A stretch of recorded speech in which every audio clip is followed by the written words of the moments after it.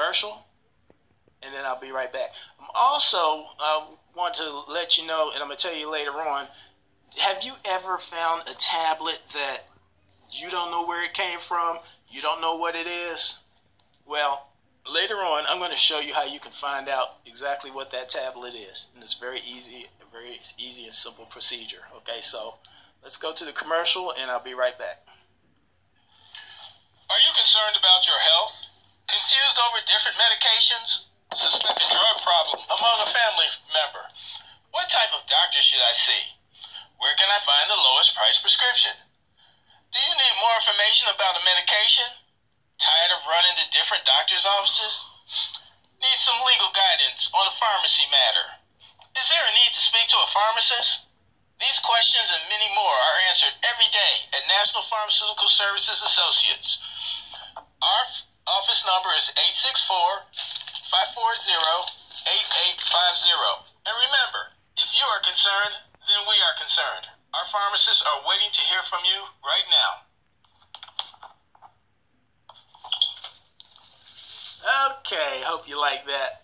To save a little money on doing commercials, that wasn't me. That person kind of sounded like me doing that commercial, but I paid a lot of money for that commercial. Now, we're moving on to cervical cancer, and cervical cancer. Well, 13,000 people are diagnosed with cervical cancer. 13,000 women usually are diagnosed to have cervical cancer every year. That's a pretty high percentage. And unfortunately, 4,000 of these women die from cervical cancer. But it's usually because it's undetected. So this is why it's so early. It's so good that you check early to check for cervical cancer. There are procedures, and we'll go over that in a minute. The cervix is it's a thin layer, narrow layer. It's down at the end of the uterus. Okay, and it's like a very thin layer of membrane. This is where these cancerous cells tend to gather and cause the problems when it comes to the cervical cancer. There is there's two types. There's squamous cells, which account for 80 to 90% that are usually on the skin, and we have the adenocarcinomas, which account for 10 to 20%, and that's on the inside of the that little lining on the cervix. Causes of cervical cancer? Well, let's look at what causes it. Smoking, as usual. Genital herpes. There's some evidence that birth control pills can possibly lead to cervical cancer. But I started to think about it, just like, okay, birth control pills, we're not using, sometimes they're not using protection. So, this will kind of lead to that cause of cervical cancer.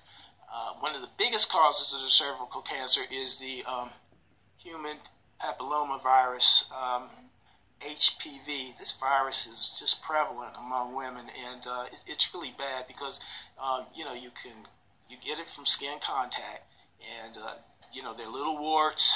They start out as little warts, then they become cancerous if not detected. They have to usually be removed, but they come from direct contact. So very important. If you're on a birth control pill, maybe use some protection. Just mentioning it. These are some of the factors that cause cervical cancer. Some of the symptoms, though, that you run across, and some things you can look out for, is like the change in the menstruation period. There's like a change in the color. It's not red. It gets kind of brownish. It smells, it puts off a bad odor. You can start some spotting. You can lose some weight. You can start losing weight. You can be very tired. These are signs when you need to see about getting an exam. You're urinating more, and another sign is just pelvic pain, usually during and after sexual intercourse. These are a couple of symptoms that really should be of concern if that arises. The types of tests that the doctor will do is your pap smear. This is usually done. They like to wait till you're around 40, but you can start doing them from 20 to 30.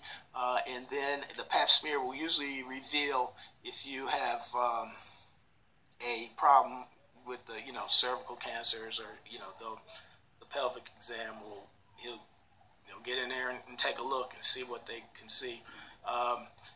If you are diagnosed with cancer, there is treatments, and usually if you can get the pap smear, which will lead to the pelvic exam, you usually can catch this. This is why only 10,000 out of the 30,000 who get it, because they're catching it now. So don't be alarmed.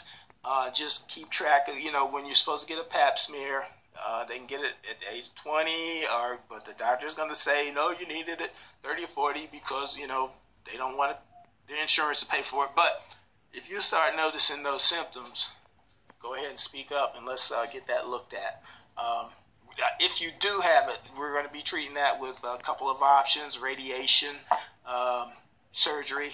They'll go in and remove the warts or the cyst, and chemotherapy also.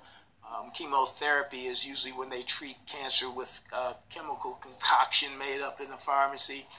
Either it could be an IV, usually is an IV. Sometimes you take it by mouth.